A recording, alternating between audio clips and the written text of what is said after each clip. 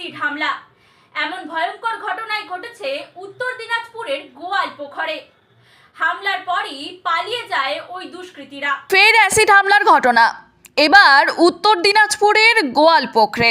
বাড়ির সামনে টোটো থেকে নামার সময় 5 যুবতী ও এক শিশুর ওপর অ্যাসিড ছোড়ার অভিযোগ। বৃহস্পতিবার গোয়ালপোখর থানার পোখরিয়া গ্রাম পঞ্চায়েতের কাজী বস্তি এলাকায় এই ঘটনায় চাঞ্চল্য ছড়িয়ে পড়ে।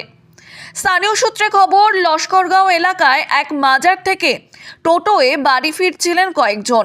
সেই টোটোতে ছিলেন এক শিশু সহ 5 জন। কাজী বস্তির রঘুয়াপাড়ায় বাড়ির সামনে টোটো থেকে নামছিলেন তারা। ঠিক সেই সময় বাইকে করে 2 যুবক এসে তাদের লক্ষ্য করে অ্যাসিড ছুঁড়ে পালিয়ে যায়। আসছিল ওখানে দাঁড়ায়, ওই নামবে, ওই ছেলে দুটো আছে, ওই মারা দিয়েছে সেটা। অ্যাসিড মারছে? হ্যাঁ। এরা কি টোটোতে যাচ্ছিল? হ্যাঁ, টোটোতে। কোথা থেকে কোথায় যাচ্ছিল? বাড়ি আসছিল মাজার থেকে। মাজার থেকে বাড়ি যাচ্ছিল? হ্যাঁ। কয়জনকে লাগছিল অ্যাসিড? 6-7 জন ছিল। তো একজন আপনার মেয়ে? হ্যাঁ।